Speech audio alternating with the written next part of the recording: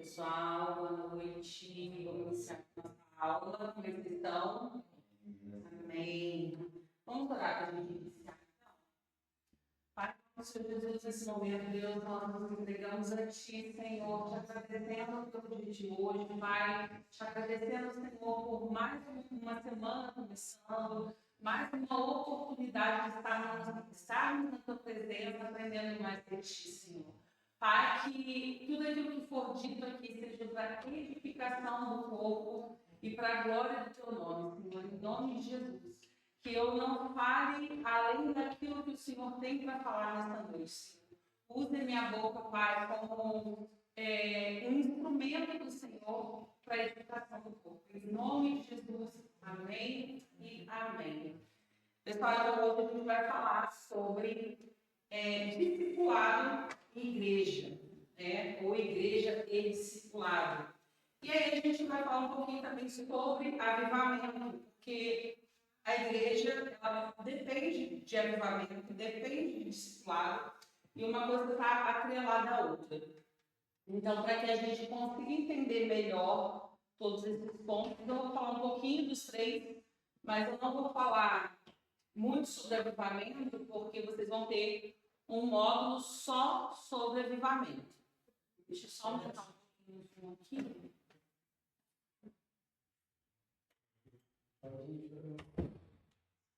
Olá, boa noite.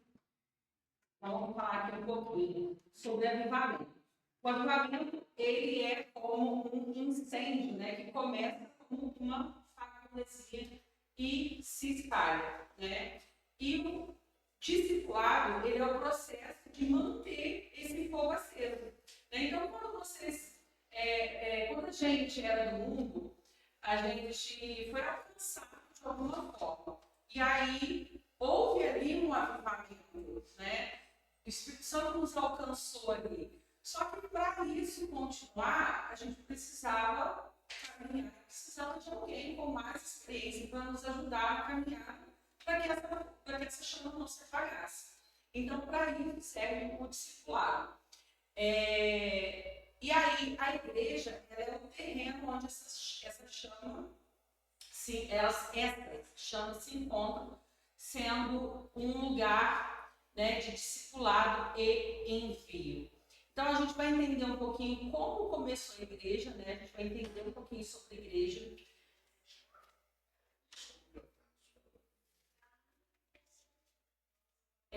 O livro de Atos, ele mostra. Valdir, a gente vai falar aí.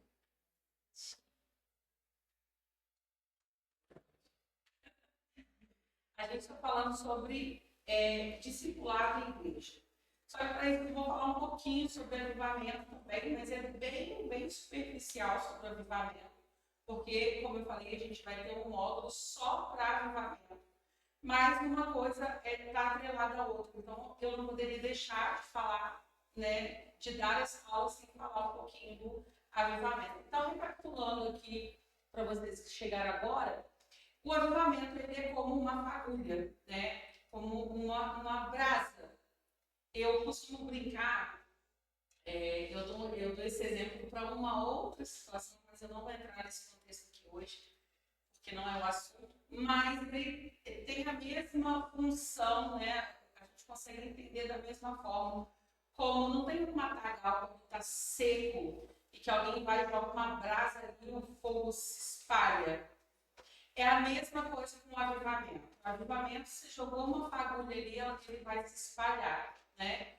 E só que para essa chama não se apagar, a gente depende da igreja e do discipulado, né? O discipulado ele vai fazer o trabalho, levando o conhecimento, fazendo a pessoa entender o propósito daquilo, por que ele está passando por aquilo, né?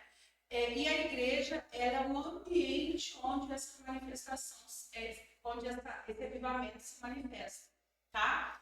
Então, eu coloquei aqui, né? Sem discipulado, o avivamento ele é passageiro. Sem igreja, a chama é solitária. E sem avivamento, a igreja é um campo seco. Então, a gente vai entender um pouquinho aqui a função da igreja, a função do discipulado, tá? O livro de Atos, ele mostra a igreja, como a igreja começou e como ela se espalhou pelo poder do Espírito Santo. Após a ascensão de Jesus, o Espírito Santo foi derramado sobre 120 seguidores de Jesus. E lá no finalzinho vocês vão entender por que eu coloquei 120 seguidores e não 120 discípulos, tá? Vocês vão entender por que eu coloquei isso. E aí, esses 120 seguidores, eles foram transformados, começaram a proclamar o Evangelho com ousadia e sinais milagrosos. Durante o Pentecostes, judeus de várias regiões ouviram a mensagem em suas próprias línguas. Eu vou ter que aumentar mais um pouquinho aqui, porque eu estou precisando de óculos, gente, de fato.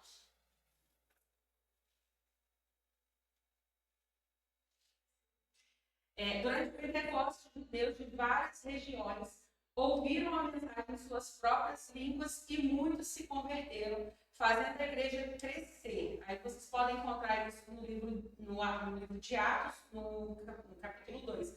Gente, leiam para vocês entenderem como a igreja surgiu, qual é a formação da igreja, qual é a relevância dela para nós. Leiam o livro de Atos. Eu sei que no Novo Testamento a gente vai passar pelo livro de Atos, mas se vocês conseguirem intercalar a leitura com o livro de Atos, vai ser muito bom, porque ali a gente consegue identificar como que a igreja funciona de fato, tá?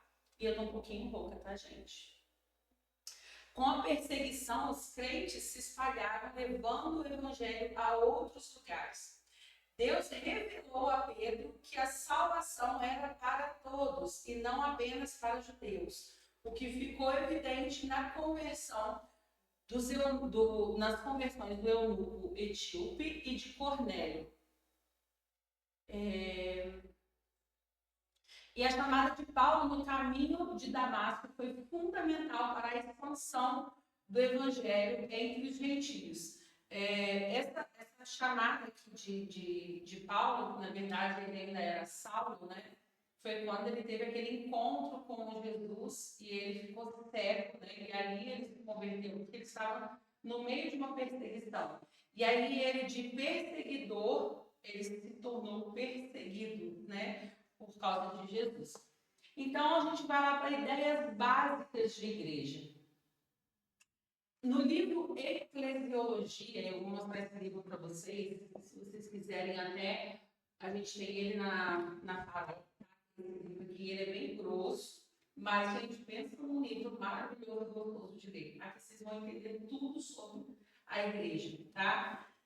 Mas nesse livro, o autor ele apresenta a igreja como a comunidade do povo de Deus, formada por aqueles que foram redimidos por Cristo.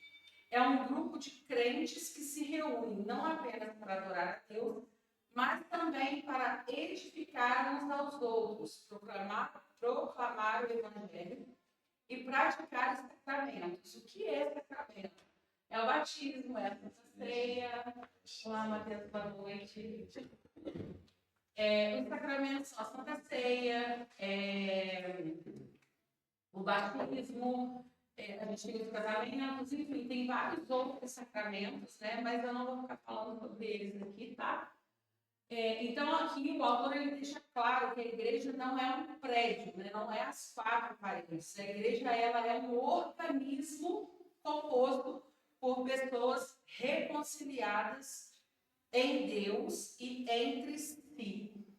E a gente olha aqui, né, quando fala da igreja como um organismo vivo, eu queria dar um exemplo, né? Quando a gente bate o dedinho do pé na quina, a gente sempre costuma brincar que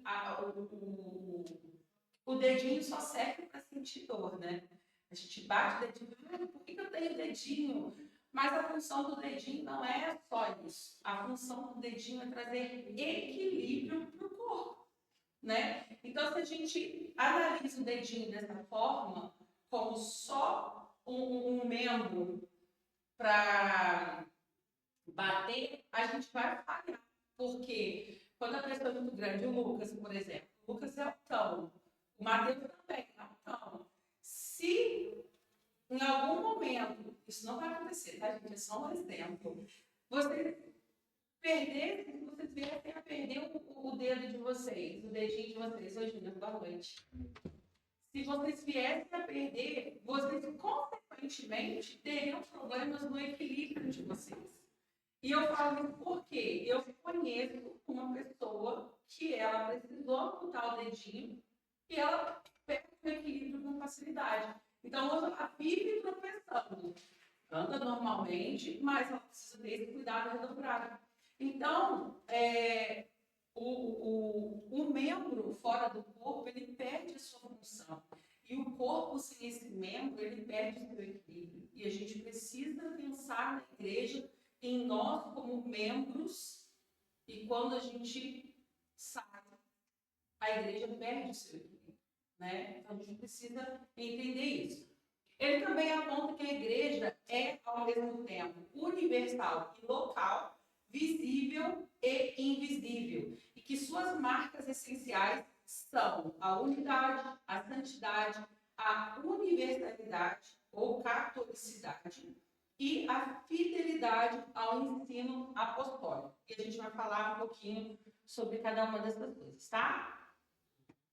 Então, lá, não sei se vocês todos receberam o PDF na aula, vocês podem ver que a igreja ela é universal e invisível, local e visível. Por quê? A igreja universal ela é composta por todos os crentes, né? Inclusive aqueles que já faleceram. Né? Ela é composta pelos crentes desde o Pentecostes, desde a descida do Espírito Santo, até a igreja de hoje. Então, todos nós compomos a igreja universal, tá? Então, ela vai além das fronteiras físicas, culturais e temporais. E a igreja universal ela é composta por aqueles que foram verdadeiramente salvos e estão em Cristo, tá? Então, uma pessoa para compor a igreja universal, ela precisa ser verdadeiramente salva, tá? Porque na igreja a gente sabe que nem todos são salvos, né? Isso depende muito da convicção da pessoa, porque às vezes a pessoa está ali e ela não acredita que ela é salva, né? E isso depende também das suas atitudes, do seu coração. Então, a Igreja Universal é composta por aqueles que foram de fato salvos. E aí a gente vê que a Igreja Universal ela também é invisível. Por que ela é invisível? Porque é a essência espiritual da igreja, né? Então ela é formada apenas pelos regenerados, como eu falei aqui agora, cujo coração foi transformado pelo Espírito Santo.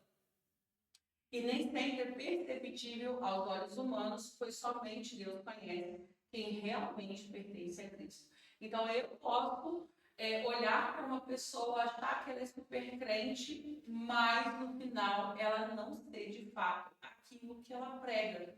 Né? A gente pode olhar aí algumas situações, algumas pessoas que você olha e você fala assim, poxa, mas a pessoa é da igreja, por que ela fez isso? Poxa, mas a pessoa é cristã, por que ela faz essas coisas? Então, a gente consegue observar ali que são pessoas que não foram verdadeiramente transformadas pelo poder do Espírito Santo. E aí a gente vê aqui a igreja local e visível, né? A igreja local, ela é a manifestação concreta da igreja universal, né? Ela é aquela igreja que, vamos colocar, local 7, wesleyana, deixa eu ver qual, família viva. Então, essas são as igrejas locais, né? E são grupos de crentes que se reúnem regularmente para adoração, ensino, comunhão e evangelismo. E essa igreja, a igreja local, ela é visível. Por que ela é visível? Porque tudo que acontece dentro da igreja, o que a gente consegue ver, né? Por isso que ela é visível, porque a gente consegue ver o que está acontecendo. né? São os cultos, as atividades, as reuniões, são os evangelismos, quando a gente vai para a rua, a gente consegue ali enxergar tudo isso, né? O louvor, tá? Então, por isso que ela é uma igreja visível. E nem todos, né, que estão ali, que fazem parte disso, que trabalham na igreja, são salvos, né? Então, há aqueles que professam a fé sem viver a transformação genuína do Evangelho. E aí a gente viu lá a Vitória, ela... Deixa eu tomar uma água, gente. Já tá assim, se vocês tiverem alguma dúvida, gente, ou alguma coisa para falar, podem levantar a mão.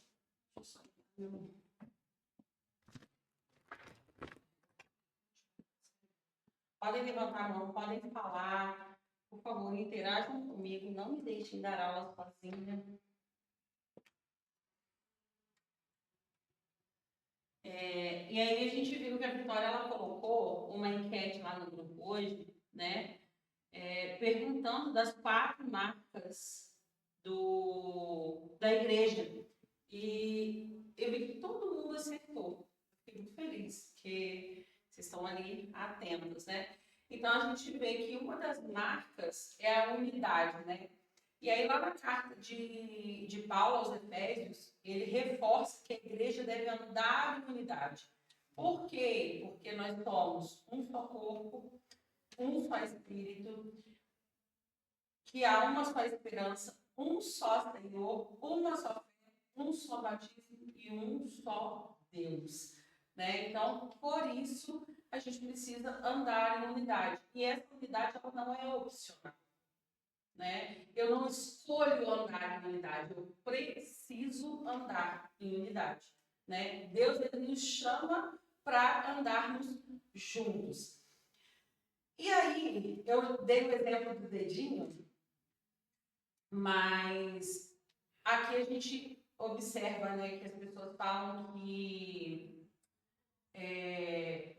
elas não precisam frequentar a igreja porque elas são a igreja, né? Só que quando nós não estamos em comunhão com o corpo, nós não somos igreja. Nós não somos igreja sozinhos. Nós só somos igreja quando nós estamos em comunhão. Então, como eu falei, né, um membro fora do corpo, ele perde a sua função. Então, eu sozinha na minha casa, se eu me decepciono com a igreja, eu não vou mais na igreja porque eu me decepcionei, então agora eu vou assistir culto somente em casa. Eu não estou congregando, eu não estou sendo corpo. A palavra que eu lançar, que eu falar, que eu pregar para alguém, ela vai se tornar totalmente ineficaz. Porque o Espírito Santo já não está ali, né? Deus, ele é um Deus relacional, né? Ele é um Deus de comunhão. Então, para a gente ser igreja, nós precisamos viver em unidade. Então, essa unidade, né, como eu falei, ela não é opcional, ela é um chamado direto para vivermos como família, com paz e humildade, reconhecendo que apesar das diferenças, pertencemos a um só corpo. A minha mão direita, ela não se parece com a minha mão esquerda. Eu tenho um dedo tortinho da mão direita e da mão esquerda não, né? Na verdade, todo mundo, tá? A gente não é simétrico, todo mundo é simétrico, né? Então, a gente sempre tem um lado diferente do outro. Então, a gente precisa entender que, mesmo com as diferenças, nós fazemos parte de um só corpo, né? Esse meu dedo ele é tortinho, diferente desse, mas ele faz parte do meu corpo. Os dois fazem parte do meu corpo. Então, assim, nós somos. Eu sou diferente do Júnior, eu sou diferente da Josi, eu sou diferente da Vitória, eu tenho uma personalidade, vocês têm outra, né? Mas nós pertencemos a um só corpo. Amém? Gente, alguém tem alguma coisa para falar? A gente não me deixa falar. quer falar alguma coisa? Nivaldo, você participa na aula, hein?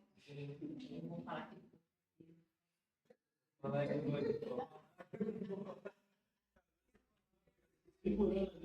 Pode falar, eu quero você aqui pertinho. Você vai deixar de falar, não, hein? Então, vamos lá, gente, continuando. E aí, a segunda marca da igreja é a santidade.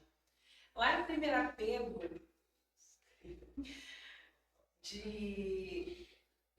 Pedro, capítulo 1, versículos 15 e 16, Pedro ele nos chama para sermos santos, porque Deus é santo. Né? Então, a gente vê que ele cita um versículo lá de Levítico, né? Mostrando que a santidade, ela faz parte do DNA do povo de Deus. E, mais uma vez, né, ela não é uma sugestão, ela não é opcional. A santidade é uma ordem, né? Para que o povo de Deus, que é separado, reflita o caráter do Pai, né? Eu não posso falar que eu sou cristã só porque eu frequento a igreja. Eu preciso ser santa. Eu preciso viver em santidade para que eu reflita o caráter de Cristo. Eu posso até mascarar. Eu posso até fingir que eu sou santa. Mas será que eu estou refletindo o caráter de Cristo? De fato? Né? E a palavra de Deus fala que nada fica oculto. Né? Então, a gente precisa viver em santidade. A gente precisa ter a santidade como um estilo de vida para a gente, né? Para a nossa vida cristã. E a universalidade é uma das marcas também da igreja. Em Apocalipse 7, 9, João ele tem uma visão. A unidade?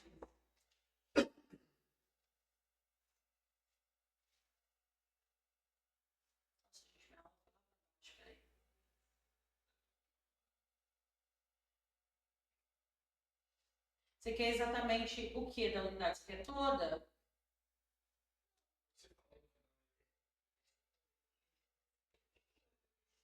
Então, a unidade ela é uma ordenança, né, de que a gente deve viver em família, deve viver como corpo de Cristo dentro da igreja, né, reconhecendo que apesar das diferenças, nós pertencemos a um só corpo.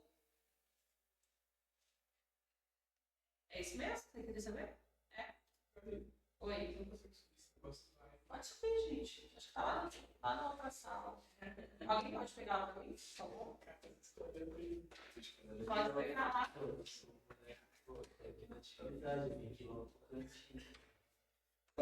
É porque na hora que eu cheguei, tava muito calor aqui. Então, eu liguei, mas eu nem mexi. Minha preferência.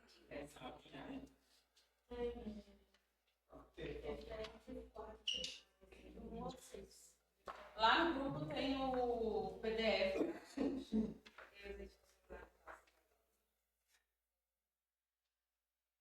E aí a universalidade.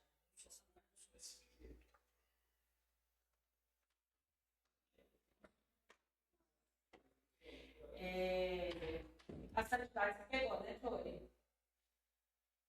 Então vamos lá, a universalidade. Lá em Apocalipse, capítulo 7, no versículo 9, João ele tem uma visão de uma multidão que ninguém consegue contar. Vinda de todas as nações, tribos, povos e línguas, adorando a Deus diante do trono. Então, isso nos mostra que a igreja verdadeira, ela não tem fronteiras, né? Ela é global, ela inclui toda a gente que foi alcançada pela graça, né? Independente de raça, independente de cultura, de origem. Então, a igreja universal, ela alcança todo tipo de povo, de povos, né? E reunindo todo tipo de pessoa em um só lugar. E aí a gente vê como a última marca da igreja a apostolicidade. Nossa, que palavra difícil. Lá em Atos 2, 42, nós vemos a igreja primitiva firme em 4 pilares. Quem pode abrir para mim Atos 4?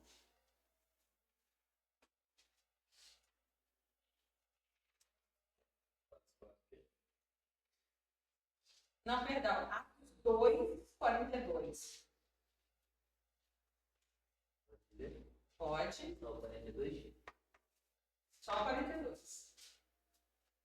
E perseveravam na doutrina dos apóstolos, e na comunhão, no partir do pão e nas orações. A gente vê em 4 pilares, né? Doutrina dos apóstolos, na comunhão, no partir do pão e nas orações, né?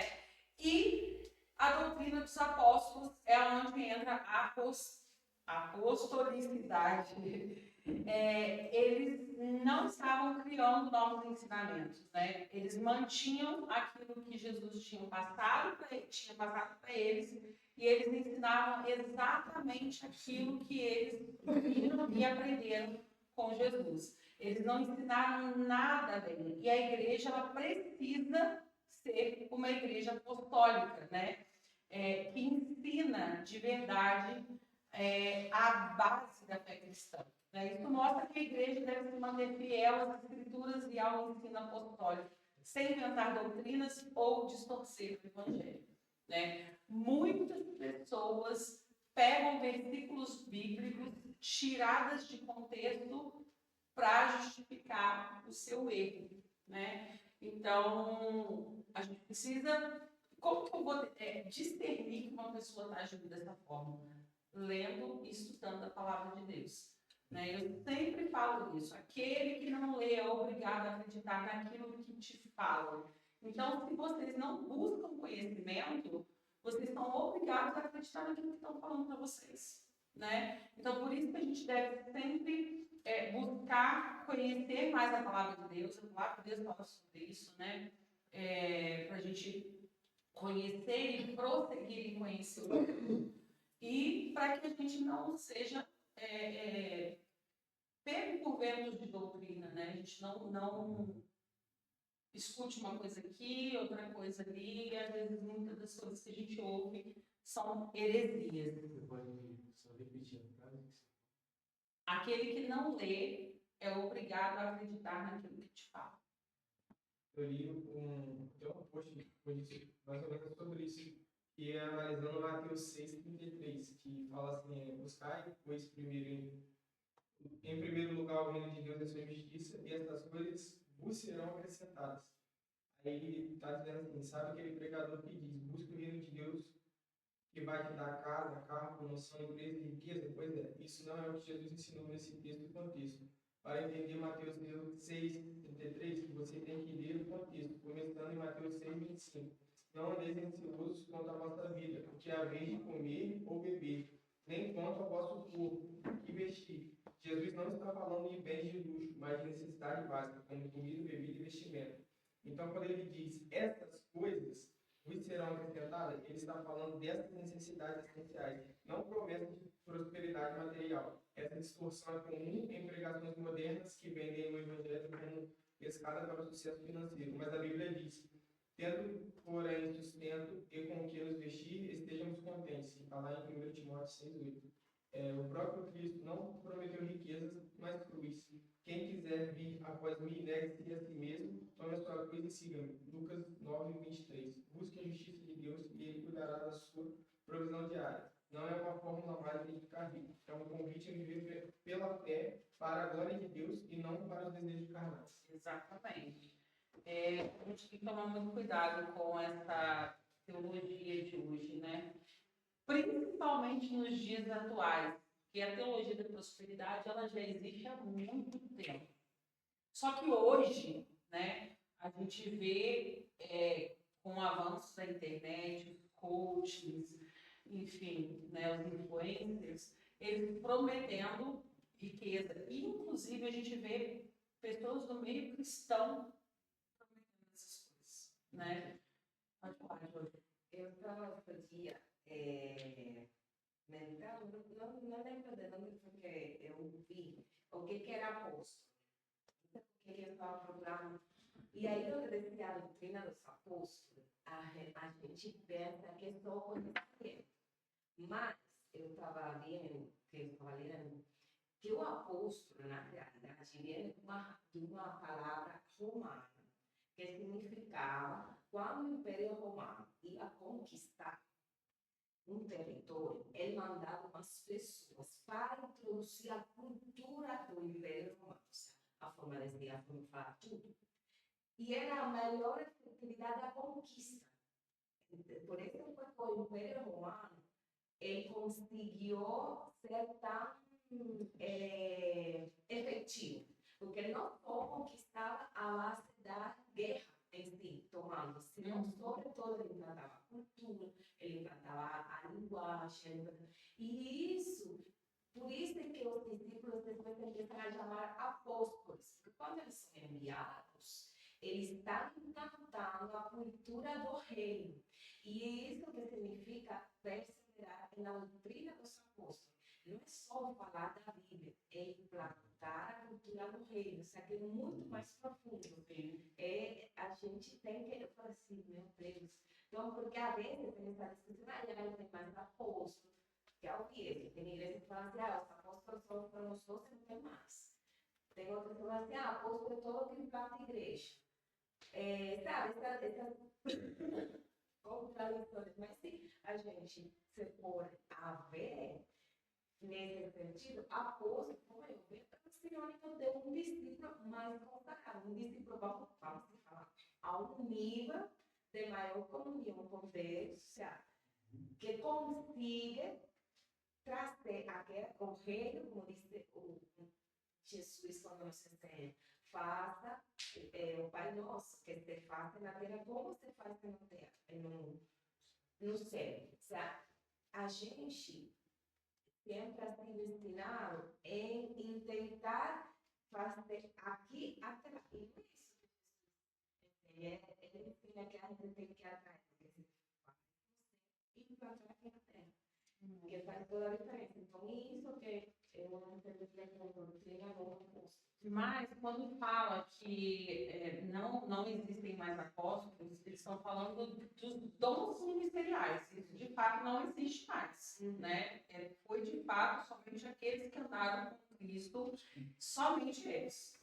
Então, as pessoas que se denominam apóstolos hoje não são os apóstolos originais, né? Porque são dons ministeriais que Deus deu ali, entendeu? A gente exerce a função do apostolado, mas apóstolo como pessoa em si, esse de fato não existe mais, tá? E aí a gente vê aqui características da igreja.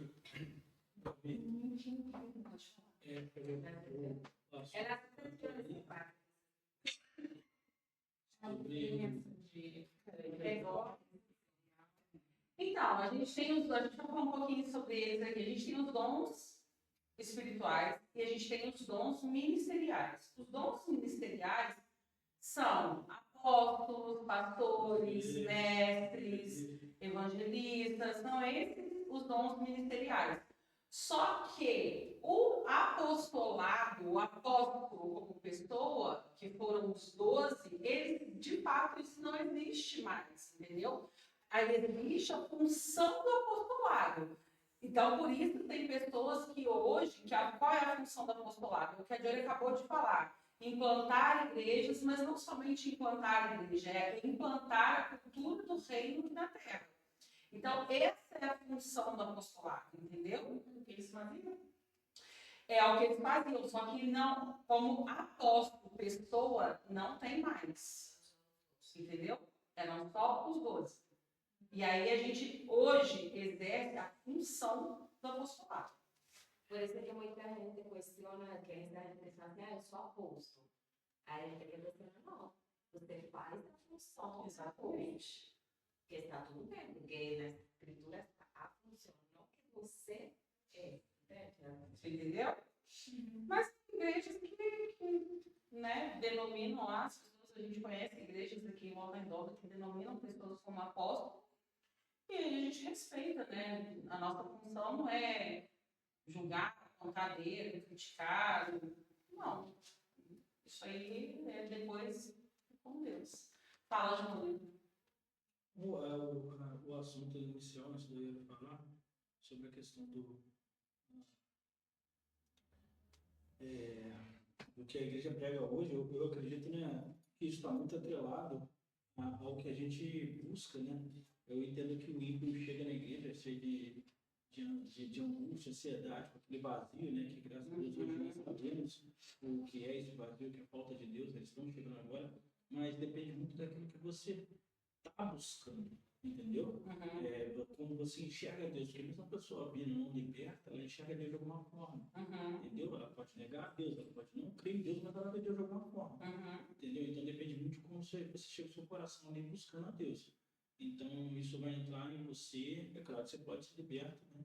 E vai ser liberto, eu creio que em algum momento, mas depende muito de como você está buscando. Porque isso não atinge a todos. Isso já aconteceu comigo e eu nem imaginava me converter um dia, entendeu? A gente pegou uma igreja em Volta Redonda, quando ainda estava transitando da adolescência para a vida adulta, e eu era muito egocêntrico, eu era muito egoísta e tudo mais. E o que eu vi pregando foi, cara, não veio aqui na mão, né? Não tem Deus nisso, não. Entendeu? E era literalmente aquela coisa da prosperidade, não, que se Deus fizer um desafio, e o cara ainda olhava para assim, vou jogar mais 10 mil lá dentro, que não sei o que eu falei, não tem Deus nisso, não. Eu nem fazia ideia de um versículo da Bíblia, né? Eu falei, isso não tem a ver com Deus. Exatamente. Entendeu?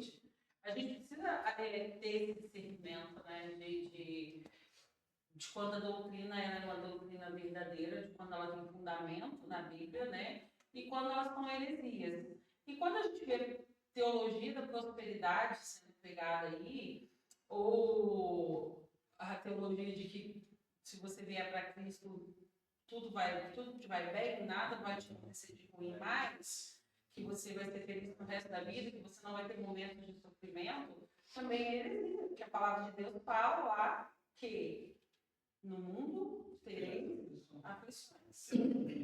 Então, se eu venho para a igreja achando que eu não vou mais sofrer, e eu já fui esse tipo de pessoa, né?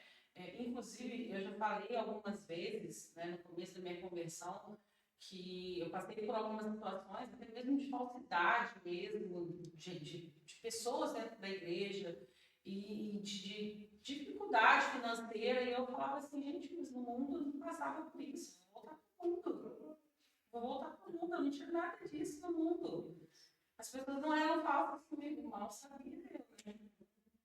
O problema é que quando a gente está na igreja, a gente coloca expectativas no homem. A gente acha que todo mundo é santo, que todo mundo é perfeito e que ninguém falha. Esse é o nosso erro. Quando a gente coloca a nossa expectativa em Cristo, que é onde deve estar a nossa expectativa, o que acontecer fora, a gente não vai se frustrar. Até mesmo dentro da igreja.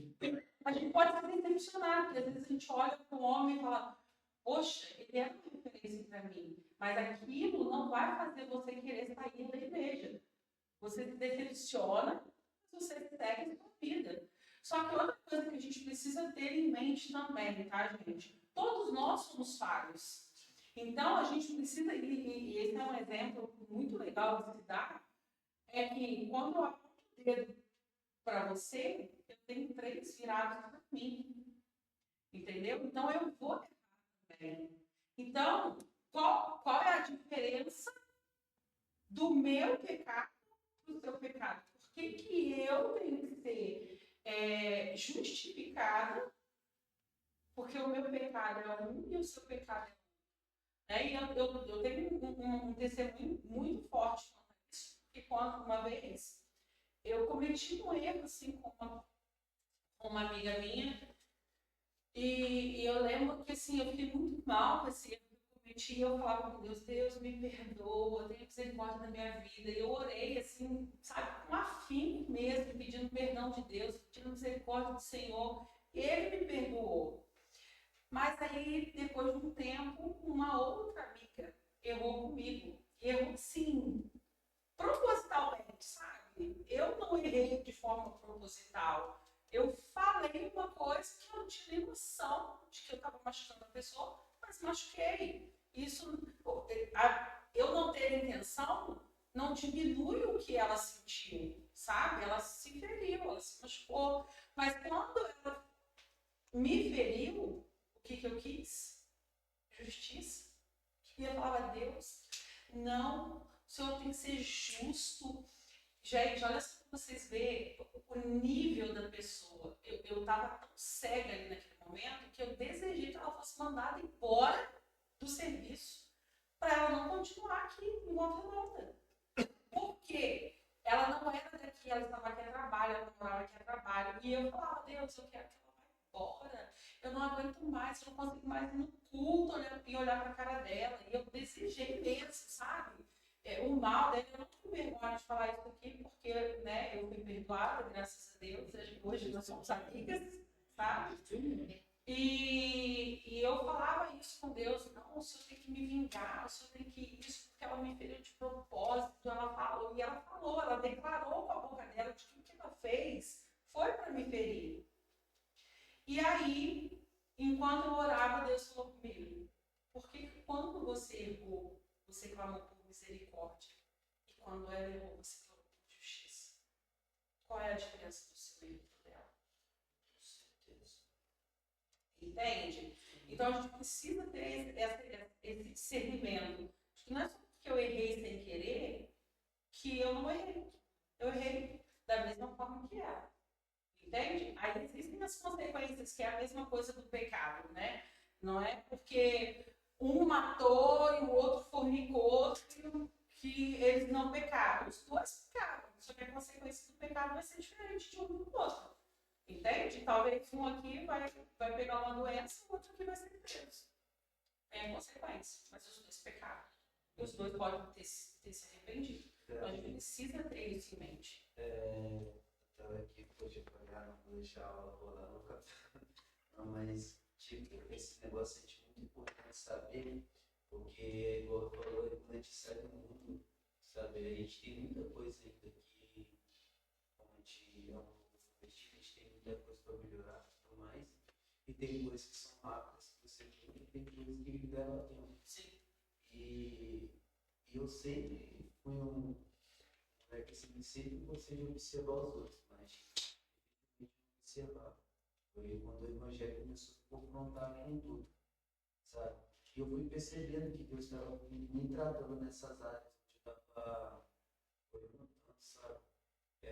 Pelas coisas que estavam acontecendo comigo, igual você falou, você orar por justiça e tudo mais, mas a gente às vezes nem, tipo, Deus está sendo misericordioso, não, mas a gente não está sendo misericordioso com o nosso próximo. E eu estava trabalhando nessa área. E quando aconteceu tudo isso que aconteceu nesses últimos tempos da igreja, eu percebi que realmente o Senhor trabalhou isso na minha mente, porque eu estava indo para esse lugar de não julgar as pessoas, sabe? De entender que, tipo, é o propósito de Deus, sabe? Tudo isso é Ele que faz, porque nada acontece sem a permissão dele. E Ele me levou para esse lugar para me repensar, para me ver assim, falar assim, por que você vai pensar nas pessoas, sendo que você, poxa, só pensava em você antes, era egoísta antes. E tipo, quando Deus compartilhou, falou comigo, abriu meus olhos em questão a isso, eu comecei, eu estava no teu livro, né, que eu estou lendo, por você gosta que você mostrou, e tipo, eu estou tendo um tempo, eu estou lendo literalmente a vida de Paulo, e a vida de Paulo literalmente ensina tudo Fala pra isso. gente qual que é o livro. Prática. Eu vou mandar no grupo depois, eu esqueci o nome do autor lá, mas eu mando no grupo. Que é uma parte onde eu culpava, uma pessoa me culpava por uma coisa que eu fiz, às vezes é uma imaginação dela, porque ela não estava convivendo tanto comigo, e eu tipo, estava deixando aquilo me consumir, porque ele falava muitas coisas para mim, eu estava tendo muita responsabilidade, enquanto essa pessoa estava tendo uma vida tranquila, de boa, tudo mais, enquanto eu estava assumindo essa responsabilidade, né? E aquilo estava começando a consumir. Aí esse livro que eu estou lendo, cara, literalmente é um livro que, tipo, Deus fala muito comigo, sabe? Me mostra realmente o que tem que fazer. E ele falou nessa parte aqui. Essa compreensão que irá, tipo, o tema ele está falando, compreenda que o sofrimento desempenha um papel benéfico. Essa compreensão irá te pedir que procure alguém para culpar. Quero ser sincero, você pode estar obcecado hoje por essa pessoa, que achar que é a culpada pela maior parte do seu sofrimento. Você a vê quando fecha os olhos. Pensa nela quando acorda pela manhã, fica deprimido quando lembra da justiça de seus atos. Seu desejo secreto é vingança. A amargura enche a sua alma e o combustível da raiva, que se consome bem devagar e alimenta o fogo do ódio. Ele falou que sei o que é odiar. Odiei certa vez um homem tão intensamente que isso começou a consumir, até que compreendi que era eu o perdedor e ele estava vencendo. Posso dizer, por experiência própria, que isso não é viver. Compreenda que, mesmo na injustiça de tudo, o sofrimento que suporta agora pode vir a ser proveitoso para você. Deus está trabalhando. Só Ele conhece o começo e o fim. Conhece que você e as suas necessidades muito melhor que você mesmo. Não pergunte por que isso está acontecendo comigo. Em vez disso, indague como devo reagir. Caso contrário, você vai perder o papel benéfico que o sofrimento desempenha na sua vida. Gabi, uma coisa que um tempo atrás eu estava publicando, que é do Evangelho, eu gosto, é porque ele falava de referente ao pecado e que nós não temos esse entendimento muitas vezes. Porque quando a gente fala de pecado, coloca tipo em uma balança. Você fala, eu não sou tão pecador porque eu não matei. E fulano, ok. Ele fala assim, contra quem é o pecado? Contra o homem ou contra Deus? Quando a gente se põe a pensar que a Bíblia diz que todos os pecados estão destituídos da glória de Deus, então a gente vai tomar mais em conta, tipo assim, poxa, eu falei uma coisa e machucou meu irmão. Poxa, eu falei uma mentira. Eu estou pecando contra Deus. Então, eu vou me arrepender do mesmo jeito que se eu... porque o pecado, por isso que ele fala, pecado para Deus é pecado.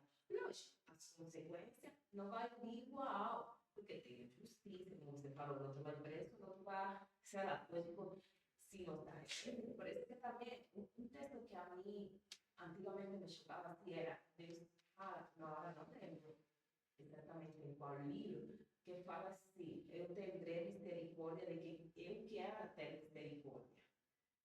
E aí eu falo assim, ué, mas Senhor, mas, sabe? E Davi, por exemplo, mas Davi matou. Davi matou. Fez um monte de coisa. Tira essas coisas, mas também ele se arrependeu. Sim. Então, eu acho que autoconsciência e o Espírito Santo trabalha em nós nesse sentido. Sabe? Porque às vezes falamos assim, não como bem, não temos tanta consciência que não é pecado. E é. Porque contra Deus, A palavra de Deus fala, né? Eles não verdadeiramente, eles não precisam ter esse sentimento.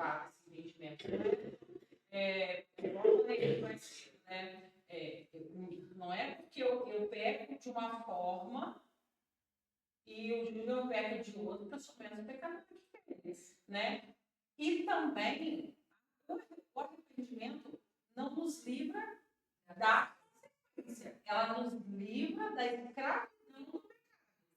É diferente, né? E nós precisamos nos arrepender, isso é fato. A gente precisa se arrepender do nosso pecado, mas a gente vai colher as consequências. E glória a Deus por isso, porque se a gente não colhe, a gente vai continuar pecando, a gente vai continuar errando e nada vai mudar.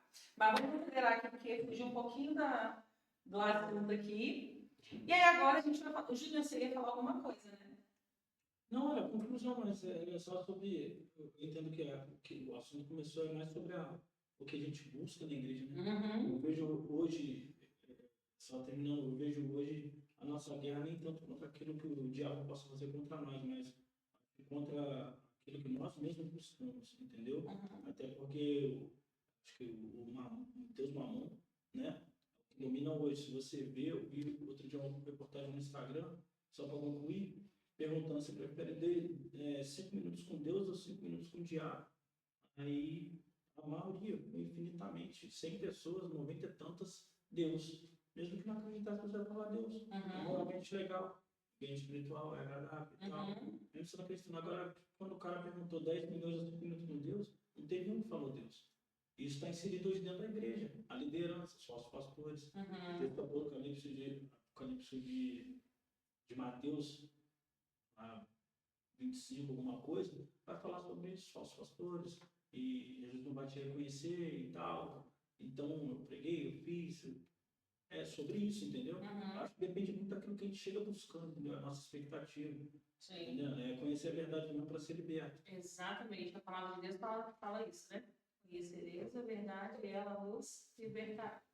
Então, a gente vai para as características da igreja, né? A igreja, ela é doxológica, né? Ela existe primordialmente para a glória de Deus, né? Ela não é um fim em si mesmo, mas um meio pela qual Deus manifesta sua glória no mundo. Então, a igreja, ela não é para exaltar o homem ou para se exaltar. A igreja, ela é para exaltar a glória de Deus, para manifestar a glória de Deus. A adoração, portanto, não é apenas um evento ou prática, mas um estado de ser contínuo da igreja. A doxologia permeia todos os aspectos da vida comunitária, desde a pregação até o serviço, reafirmando que tudo o que a igreja faz deve apontar para a grandeza de Deus. Ou seja, vamos lá, quem é os voluntários aqui? Quando vocês lavam o banheiro, vocês estão lavando o banheiro para o pastor ou vocês estão lavando o banheiro para Deus? E eu fui dos voluntários durante 6 anos. 6 anos e meio, na verdade. Fui voluntário durante 6 anos e meio. E quando entrava alguém na minha equipe e que eu vi que a pessoa ela não queria, por exemplo, lavar o banheiro, ela não queria ficar em uma área que ela tivesse que ficar mais escondidinha, ali eu entendia qual era o propósito dessa pessoa.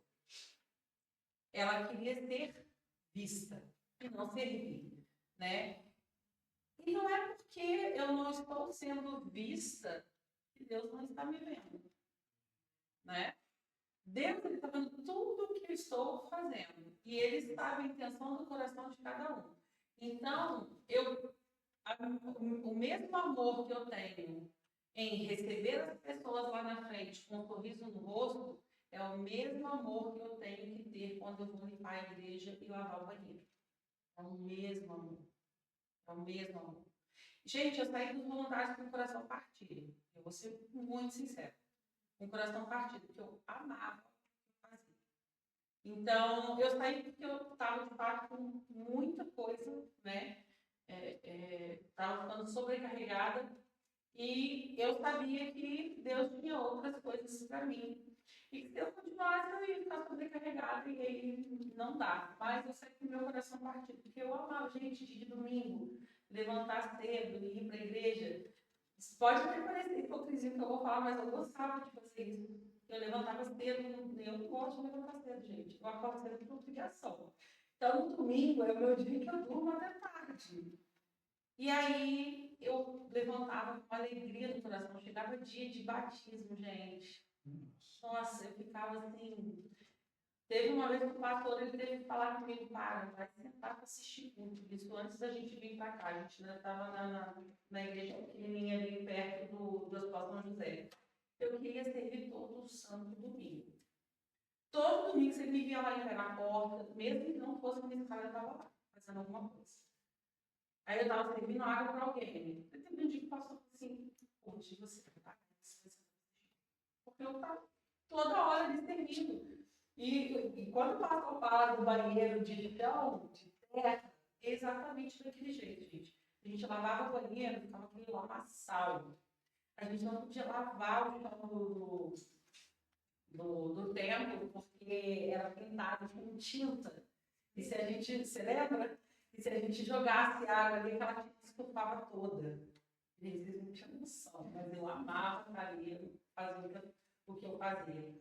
Então, o que a gente faz, ela deve refletir a glória de Deus. E eu sou parte da igreja, eu sou igreja, né? E a igreja ela deve apontar para isso. Tudo que nós fazemos, tudo que a igreja faz, seja um evento, seja um evangelismo, seja uma ação social, seja o que for, precisa apontar para a grandeza de Deus. Então, por isso, a igreja ela é doxológica. E aí a gente tem as referências, né? Efésios 1, do 12 ao 14 e 1 Pedro 2, 9. Não vou ler, porque senão vai ficar muito grande, tá? Mas depois vocês podem ler. Oi?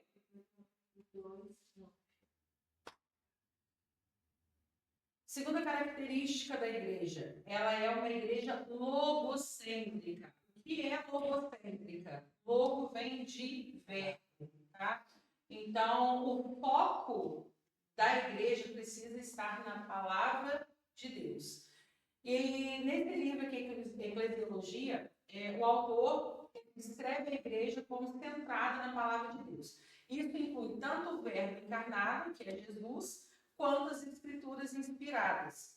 A centralidade da palavra implica que a igreja deve ser governada, instruída e edificada pelo ensino bíblico, que é exatamente isso aqui que a gente está fazendo, que é o que a Farol faz, né? Nós somos uma igreja logocêntrica, nós prezamos pelo ensino, pela palavra de Deus, né? Nós andamos diante daquilo que a Bíblia fala para a gente fazer, tá?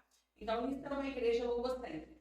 Então, a gente vê aqui, né, o verbo encarnado, que é Jesus Cristo, né?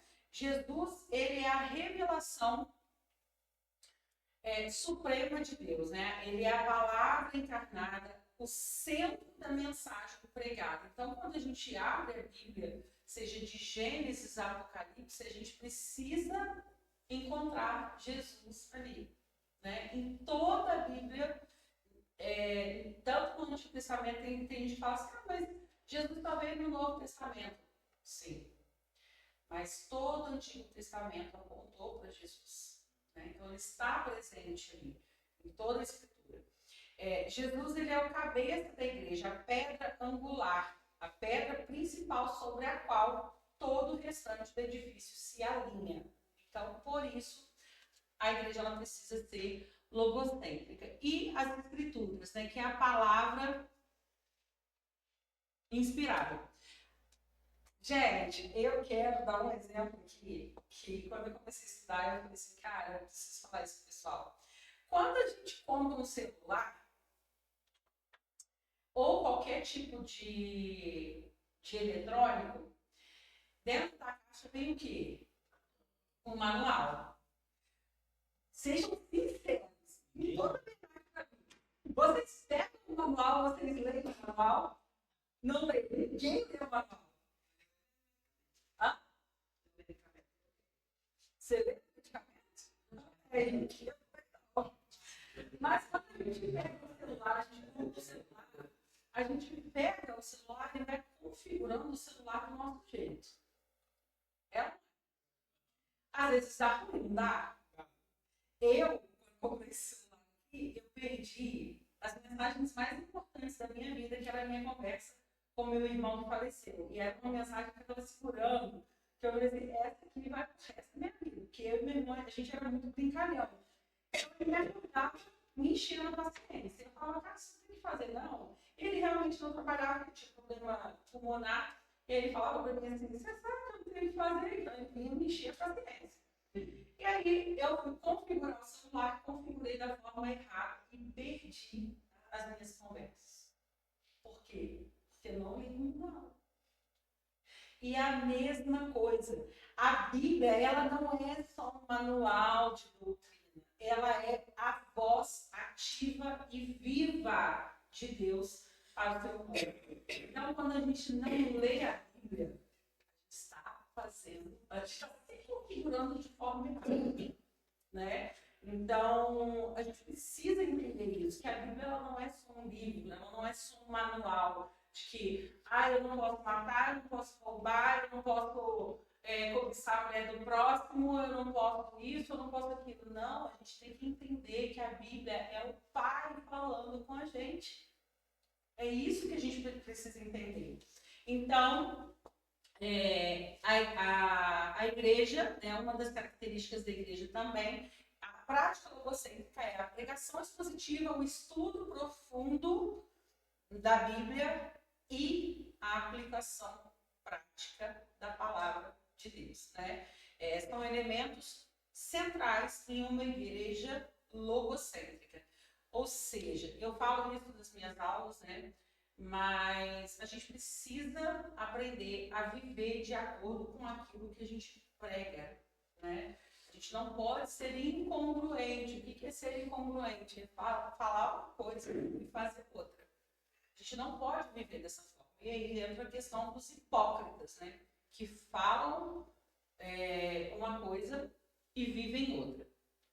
E aí a gente tem como referência bíblica João 1, do versículo 1 ao 14. 2 Timóteo 3, 16. E Hebreus 4, 12.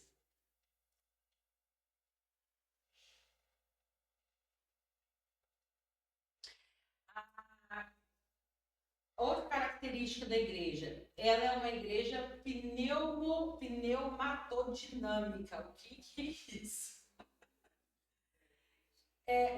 Pneumatologia, gente, é diferente de pulmão, tá? É o estudo do Espírito Santo. Então, a igreja ela precisa ser pneumatodinâmica, né? Ela não é ela é formada, a igreja é formada, equipada e dirigida pelo Espírito Santo. Pneumatodinâmica. Então a gente vê que a igreja ela é formada, equipada e dirigida pelo Espírito Santo. O autor ele destaca que o Espírito ele não é um mero complemento da fé, mas a própria essência da vida da igreja. Sem o Espírito Santo, ninguém consegue caminhar de forma saudável. Então, a igreja ela precisa ser dirigida pelo Espírito Santo.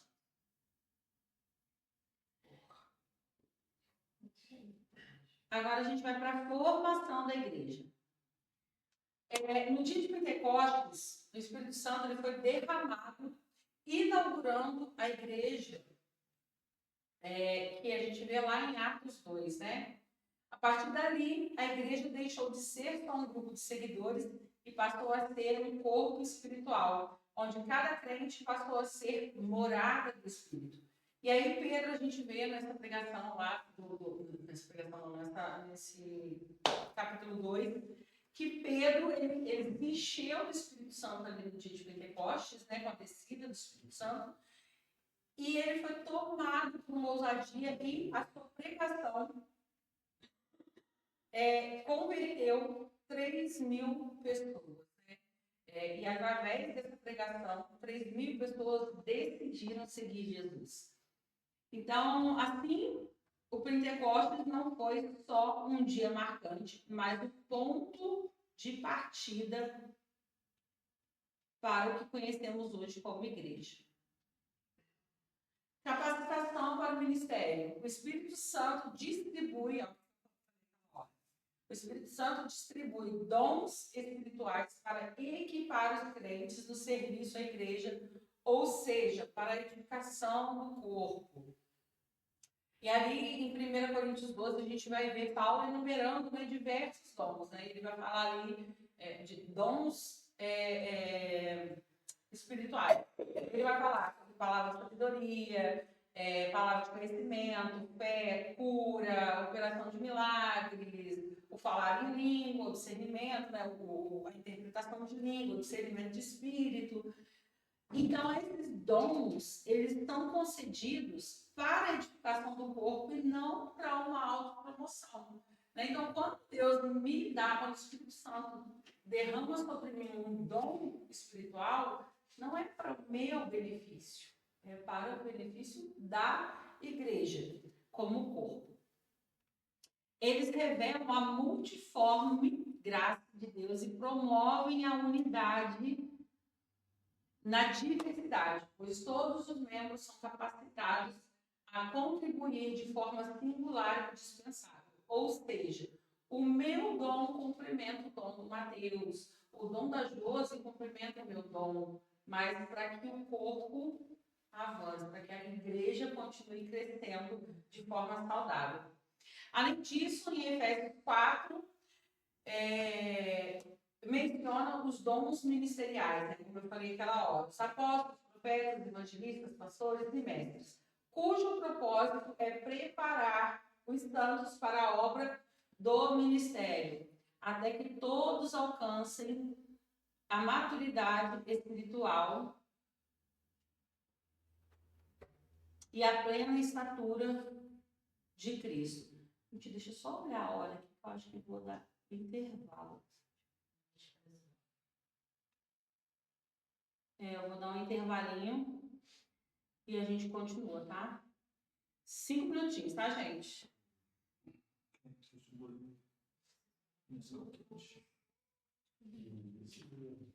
Interage mais.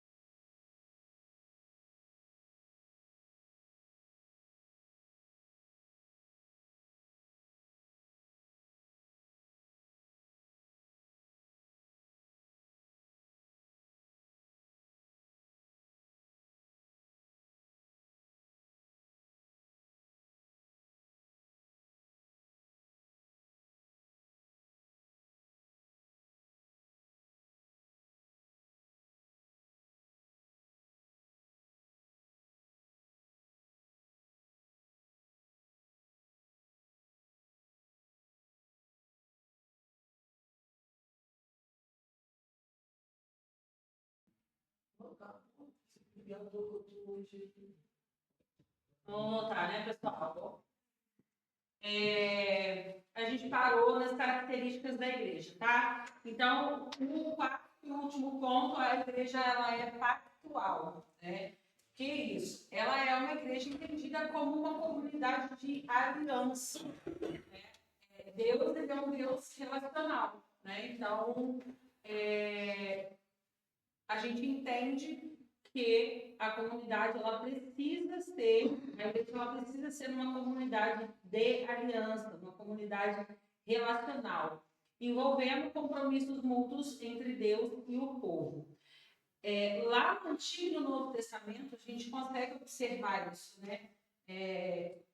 A continuidade da aliança desde o povo de Israel até a igreja. E o Novo Testamento ele redefine a comunidade pactual em Cristo, unindo judeus e gentios em um novo povo, né? Um povo escolhido por Deus. Comunidade de aliança, a igreja é formada por aqueles que pela fé entraram na nova aliança estabelecida pelo sangue de Cristo. A gente observa isso lá em Lucas 22, versículo 20. E a gente tem as responsabilidades pactuais, né? Viver em aliança envolve práticas comunitárias, como a participação na ceia do Senhor, a disciplina, o compromisso com o crescimento da igreja e, principalmente, o crescimento espiritual da mesma. O crescimento da igreja ela não deve ser somente um crescimento numérico, né? A igreja, uma igreja madura, ela precisa ser uma igreja que cresce na fé, né? Ela cresce espiritualmente, nós nos tornamos cristãos maduros. Esse é o verdadeiro crescimento da igreja de Cristo, né? Porque a gente vê aí um número muito grande de pessoas que se denominam cristãs, mas não são de fato pessoas cristãs, porque senão a gente não estaria no nível que a gente está, na nossa política. É claro que isso é bíblico, né? Que o amor de muitos se esfriaria, mas o número de cristãos cresce, mas ao mesmo tempo o número de violência, o número de corrupção vai crescendo também. Então, a gente vê ali que o crescimento da igreja ela deve ser um crescimento espiritual. Sinais da aliança. O batismo e a Santa Ceia são os principais sinais da nova aliança, visibilizando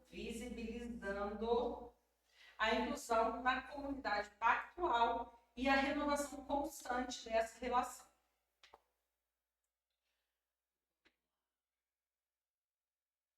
E aí a gente entra com o papel fundamental da igreja.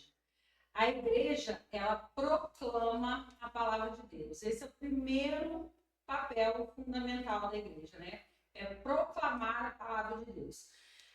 O autor destaca que a igreja tem a responsabilidade central de proclamar a palavra de Deus. Isso envolve a pregação expositiva, o ensino fiel das Escrituras e a transmissão do Evangelho. O que é uma pregação expositiva, gente? É aquela pregação que a gente vai falar do que está falando ali no versículo, né? Não é... Vou dar um exemplo, mas eu não estou lembrando agora.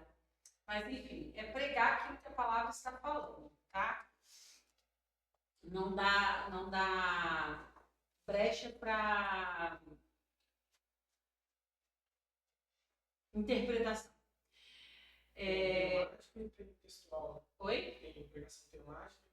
Isso, a pregação expositiva, a pregação temática. A pregação expositiva é essa, é falar daquilo que a palavra está falando e acabou, entendeu? Exatamente. A pregação, ele enfatiza, né? O autor enfatiza que a proclamação não é apenas um ato de comunicar informações, mas um meio de revelação e transformação. onde a verdade de Deus é transmitida de forma que leve a edificação espiritual e a formação do caráter cristão. Ou seja, o que eu estou pregando, ela precisa vir de uma revelação e levar transformação para o corpo de Cristo. Né? Não é somente comunicar que... Gente, agora deu branco, credo. Vou falar ali o que a gente costuma falar em João 3,16. Né? Não é apenas falar que Deus deu seu único filho para que todo aquele que nele crê não pereça, mas tenha a vida eterna. Isso não torna o versículo eficaz, não traz transformação. Mas é eu explicar para vocês que Deus ele entregou seu único filho para que todo aquele que nele crê não pereça, mas tenha a vida eterna. E a partir disso, o que vocês vão fazer nesse versículo? Entende? Como que eu faço isso?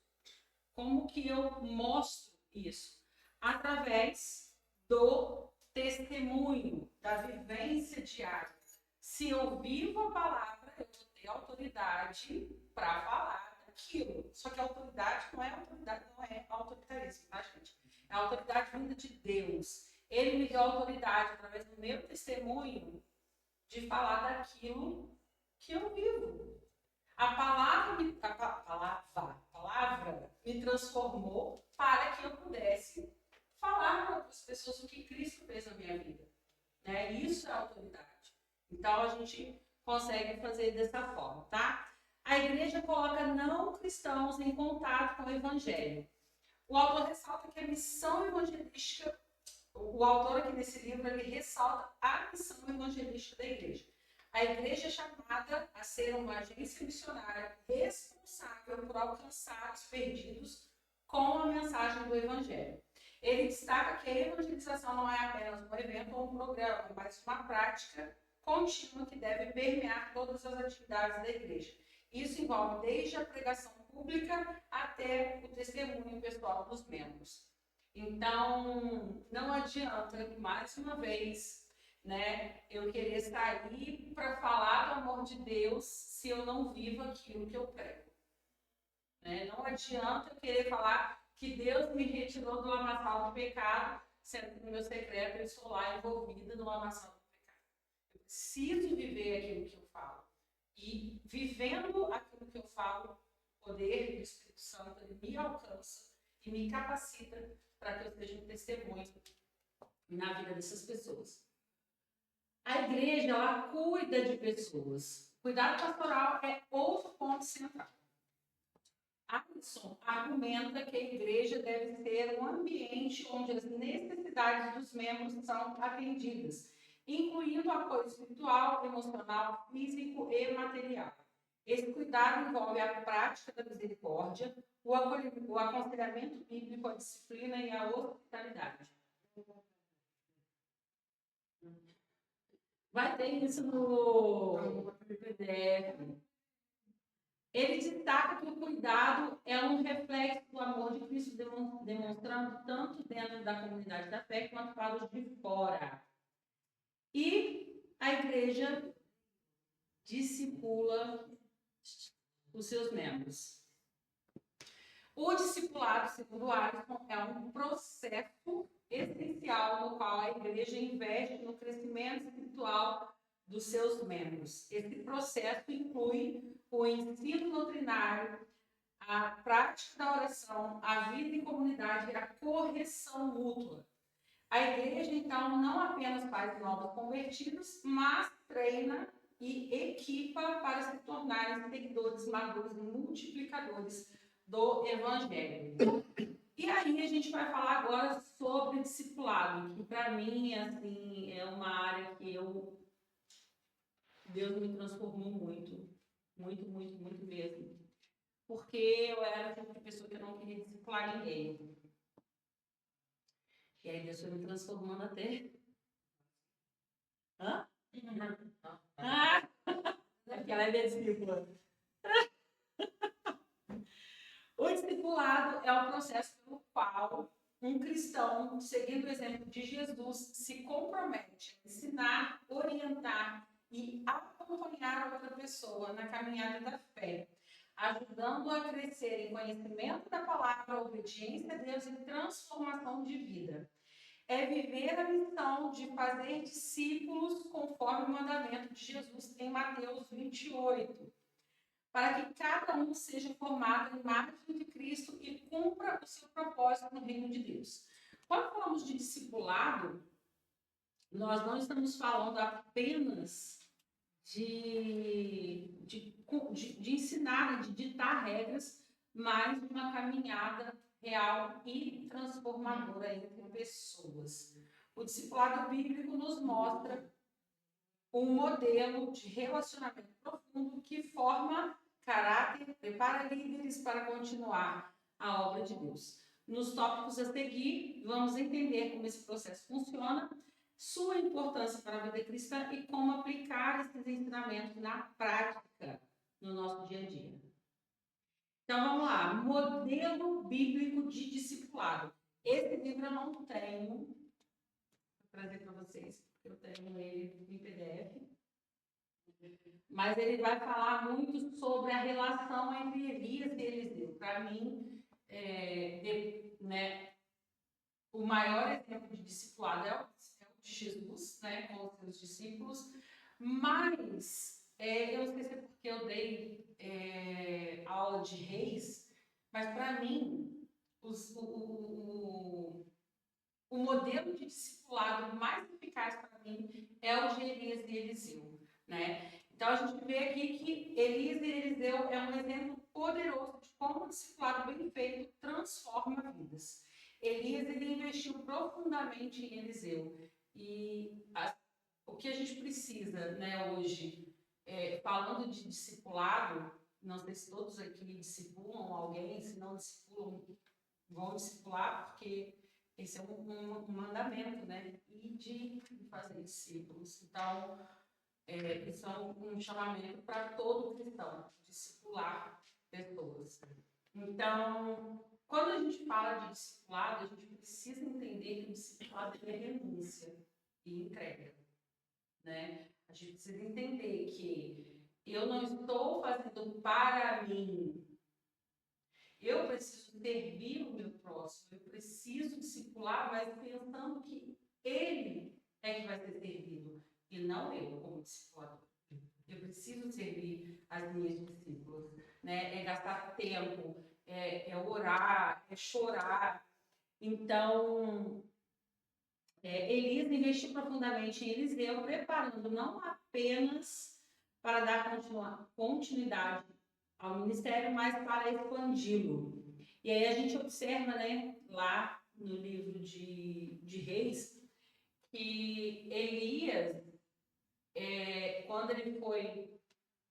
ele subiu ao céu, ele recebeu uma porção dobrada de tudo aquilo que Elias fez, né? E ele falou, eu quero uma porção dobrada. E a gente não pode ter medo de passar os nossos conhecimentos, de passar tudo aquilo que a gente sabe para os nossos discípulos. Pelo contrário, a gente tem que prepará-los para ser melhor do que nós, para fazer mais do que nós.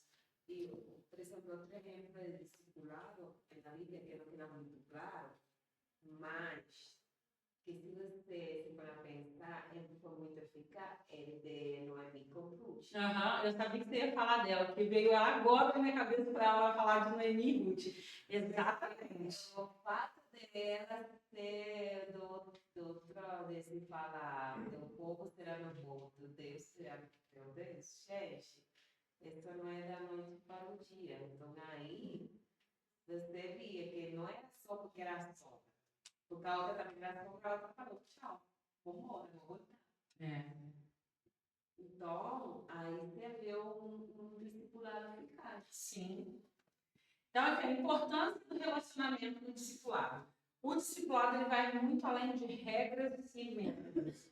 É um relacionamento intencional e profundo, onde o mentor está presente para guiar, apoiar, corrigir e, acima de tudo, amar como Jesus faria. Tem um livro chamado Discipulado, o caminho para firmar o caráter cristão. Eu não tenho esse livro, mas quem puder comprar, gente, ele é maravilhoso, tá? E ele fala assim: precisamos de alguém que acredite em nós, que permaneça conosco, nos guie e represente Cristo para nós. Precisamos do apoio, da sabedoria, do exemplo e da força de um discipulador. Precisamos do seu sorriso, dos seus abraços, da sua repreensão e das suas lágrimas. Ou seja, o discipulador, ele precisa não somente mostrar que o discípulo está errado, mas é mostrar para ele que ele pode muito mais do que aquilo que ele está fazendo naquele momento. É acreditar no discípulo, é investir tempo, é gastar energia, é orar com ele, é chorar com ele, é sorrir com ele, é estar com ele em todos os momentos, nos bons e nos difíceis, principalmente nos difíceis, né? Caminhando com ele ali. A palavra de Deus fala que a gente deve suportar uns aos outros em amor. Só que quando ele fala desse suportar, não é o suportar de... Nossa, não vou com a cara do Eliel, mas porque ele é da mesma igreja que eu, tenho que suportar ele. Tem que suportar o Eliel. Fazer o quê? Não é isso. É servir de suporte. Eliel, você tá bem? Não tá? Sobe aqui, eu vou caminhar com você 1 milha. Jory, você tá bem? Não? Sobe aqui, vamos caminhar 1 milha. Vamos caminhar 2 milhas. Vamos caminhar 3 milhas. Seja, entende? É servir de suporte. Se um está fraco, o outro ajuda a levantar. Então, esse é o papel do discipulador. É estar ali no momento que ele mais precisa. Amém? O desenvolvimento do caráter cristão. O verdadeiro discipulado molda caráter. E um caráter cristão sólido se reflete em ações de justiça, serviço, verdade, impactando as pessoas ao redor. O autor ele desafia seus leitores a serem exemplos vivos da fé cristã, influenciando as gerações futuras não apenas pelo que dizem, mas principalmente pelo que fazem. Novamente, entra a questão do exemplo. O que eu falo deve ser aquilo que eu faço. O meu discípulo, ele não vai olhar para aquilo que eu estou falando, ele vai olhar para aquilo que eu estou fazendo. É a mesma coisa que quem tem filho aqui. Você, a Jory, a Josi, a Lilian e o Enivaldo. Quando a gente começa a criar um filho, vocês podem observar que o que a gente faz, eles têm o hábito de fazer igual. Então, se eu sou uma mãe que xingo, que fala palavrão o tempo todo, o meu filho vai fazer o quê? Ele vai crescer falando palavrão o tempo todo. Se eu sou uma pessoa que eu grito, o meu filho vai ser uma criança que grita. Eu sou exemplo disso, tá? Minha família fala alto pra caramba. Nossa Deus! E eu falava muito mais alto do que eu falo agora. Porque minha família, nós a gente juntava todo mundo, parecia que a gente estava brigando. Então, era um querendo falar mais alto que o outro. E a gente não estava brigando, não, a gente estava brincando. Só que, quando eu me converti, eu comecei a observar algumas coisas em mim. Eu nunca falei palavrão. Porque a minha avó, ela dava as costas e machucava, ou sangrava a boca da gente. Então, as poucas vezes, para não falar que eu nunca falei, as poucas vezes que eu falei, eu levei uma burdoada que era para nunca mais falar. Né? E eu dou graças a Deus pela minha avó. Então, a minha filha não fala palavrão. Mas tem atitudes que eu tenho, que eu olho para ela hoje e eu falo, é eu. Por quê? Porque o exemplo arrasta, né? Então, a gente precisa, o discipulador, ele precisa mostrar através de atitudes, o que o discípulo deve fazer. Como colocar tudo isso em prática hoje? Aí o autor aqui ele mostra que os princípios bíblicos de discipulado são tão atuais quanto necessários. Ele apresenta estratégias práticas para viver e transmitir esses ensinamentos, desafiando seus leitores a encontrar referências nas suas comunidades. Então, o primeiro princípio bíblico de discipulado é a modelagem, né? A gente viu ali o Elias e Eliseu, né? Eliseu copiou, né? Ele replicou, para não falar copiando, porque copiar é uma palavra meio esquisita quando a gente fala isso, né?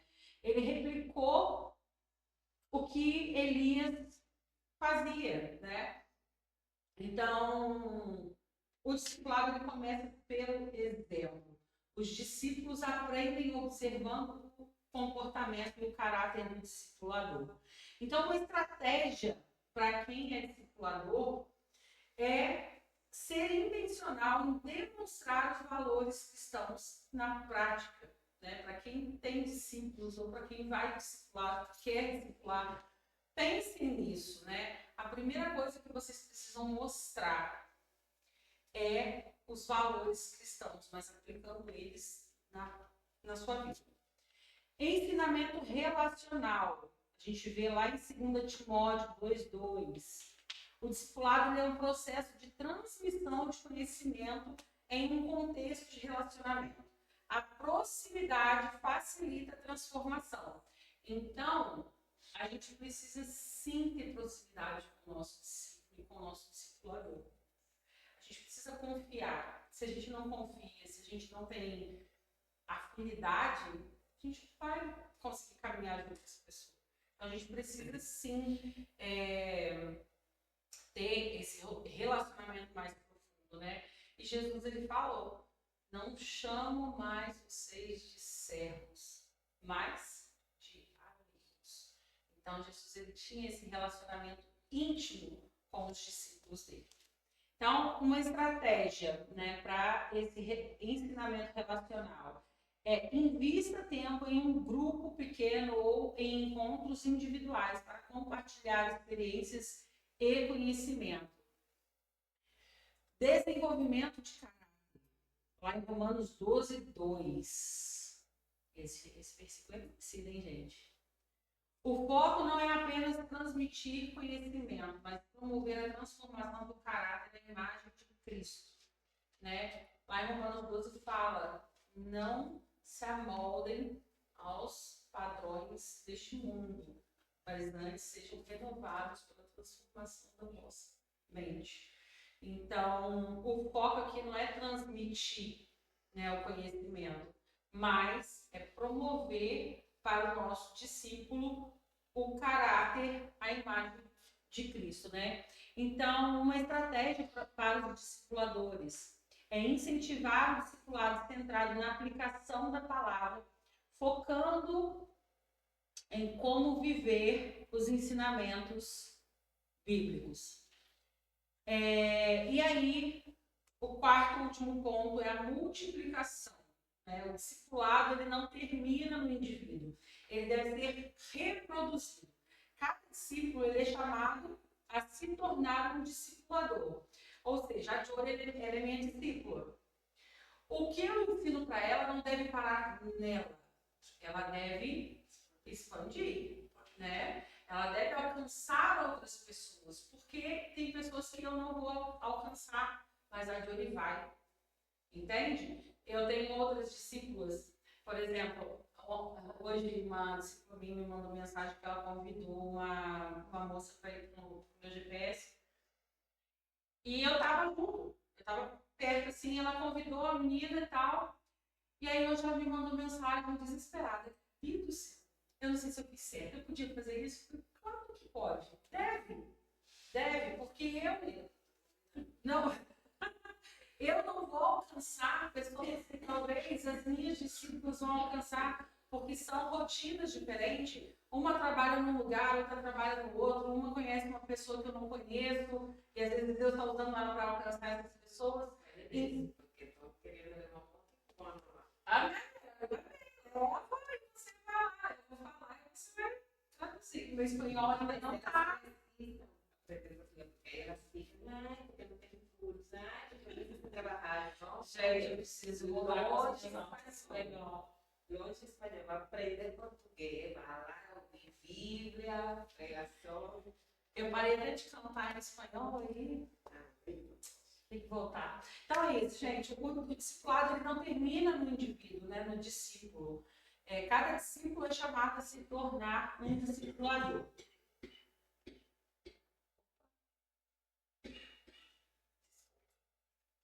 Estratégia. Ensine desde o início que o objetivo é que o discípulo se torne um multiplicador da fé. E o quinto ponto é a dependência do Espírito Santo, que é a transformação. Não, a dependência do Espírito Santo, né? A transformação e o crescimento espiritual só acontecem pelo poder do Espírito Santo. Estratégia: encorajem a oração constante e o estudo bíblico. Gente, hoje a minha dicção tá maravilhosa, tá? Encorajem a oração constante e o estudo bíblico guiado pelo Espírito Santo. Por que eu falei que lá eu chamei os seguidores de seguidores e não de discípulos? Porque o discipulado, ele consiste nisso, né? Em transformar seguidores em discípulos, porque tem diferença.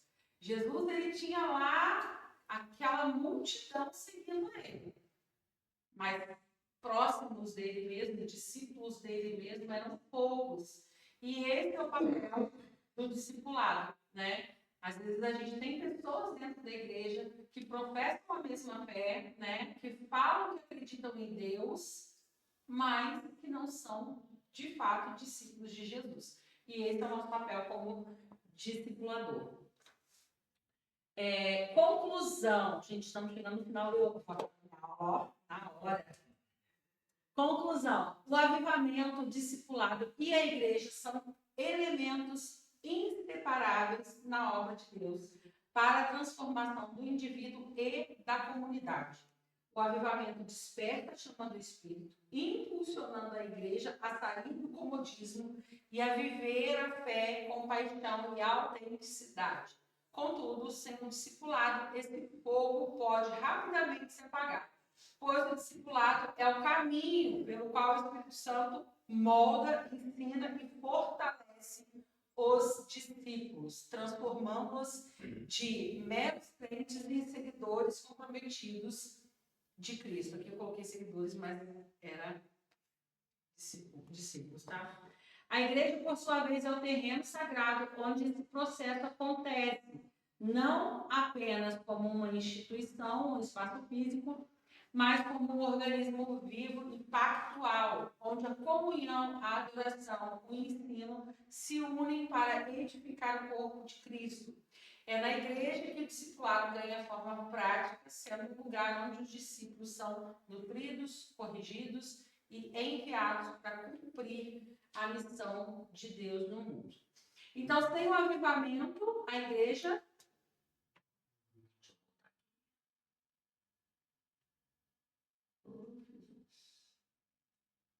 Sem o avivamento, a igreja ela corre o risco de se tornar estéril e burocrática, né? Fazendo com que ela seja, de fato, uma instituição financeira, né? Onde os membros só vão para entregar o dízimo. E não é isso que a igreja deve se tornar, né? A igreja ela precisa ser uma igreja viva e eficaz. Sem o discipulado, o avivamento se torna efêmero, para vocês verem como uma coisa está atrelada à outra, né? Sem avivamento, a igreja ela se torna estéril, burocrática.